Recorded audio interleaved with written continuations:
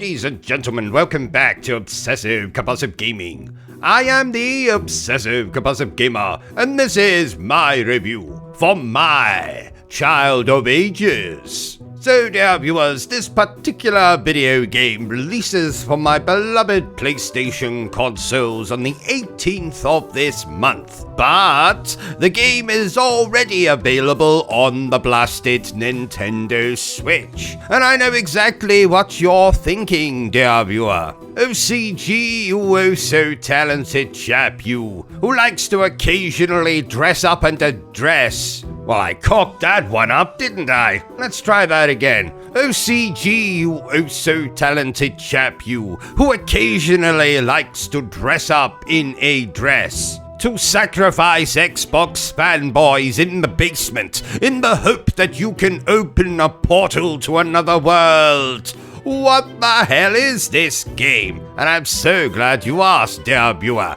This is one of those action-adventure video game thingamajigs, but it would probably be more appropriate to call this a Legend of Zelda ripoff. Most notably, Ocarina of Time and Wind Waker. So let's not waste any time, dear viewers. I've got a sacrifice to carry out tonight, and I do not want to be late. So let's review this bloody thing the only way I know how. Badly. And like I said, dear viewers, while this might be a ripoff of Ocarina of Time or Wind Waker, most notably in the fact that you'll be playing as the central character not only as a child, but as an adult. Basically, in a nutsack, you'll find this big flower plant thingamajig. You will walk into it as a child and emerge as an adult.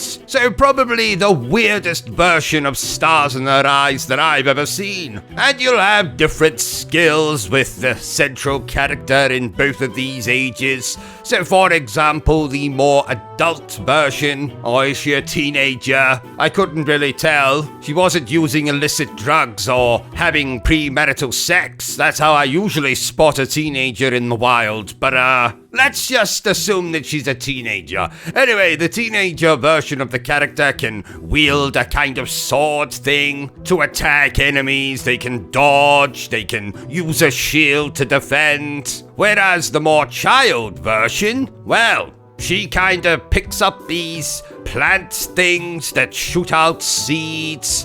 There's one that shoots out a kind of bomb thing. There's another one that shoots out what I can only assume is a trampoline of some kind.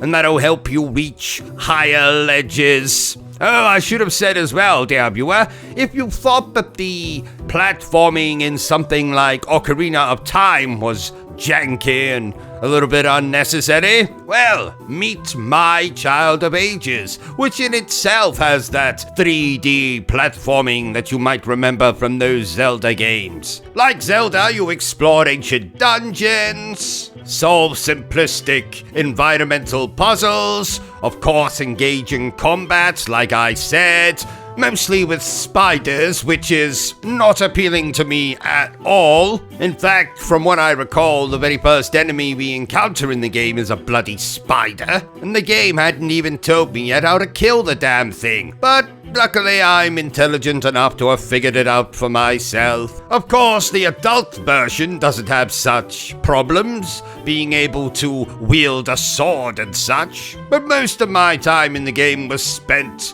running around, trying to figure out where to go next. The opening of the game is a rather, I don't want to use the word boring, because it is kind of charming in a way, because we're playing as a child version of our character, carrying out chores for our grandfather, who then becomes sick at some point in the game, and kind of the central quest line of the game is to somehow make him well again. In between all that time travel mumbo jumbo, switching from child version to teenage version, and then back again. But yes, the opening sees us gathering sticks. then gathering bloody butterflies, then catching a bloody squirrel, hunting for goats that seem to have run off because of an earthquake or some such nonsense. But soon enough, though, the game does open up, mostly when you get access to a boat, which is where the Wind Waker influence comes in. So you'll be able to sail to other islands, and these other islands will have dungeons or goddamn factories on them, or whatever. Apparently there's also co-op in this game, but I didn't get to try out that mode. In fact, I can't even say that I even noticed there was a co-op mode in the game at all. But apparently there is. But like I said,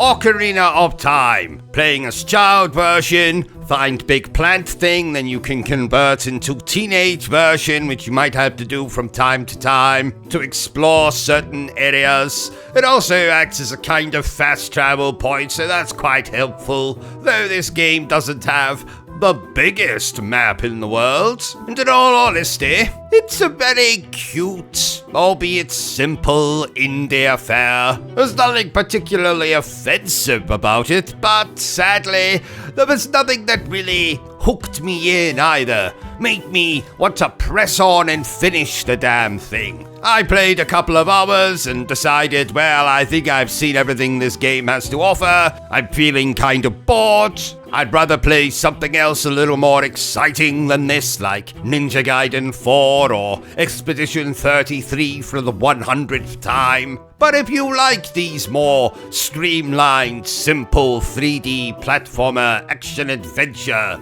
Zelda rip-off type video games, then you might want to give this a go. If you're not a fan of that particular subgenre of video game, then I advise you stay the hell away. But for me, my Child of Ages was okay, I guess. So there you have it, ladies and gentlemen, another review by yours truly. If you enjoyed this little review of mine, don't forget to give me a thumbs up.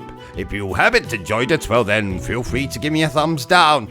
But please remember the single most important thing I always tell you, dear viewer, and that is to always stay obsessed with gaming. Are you still here?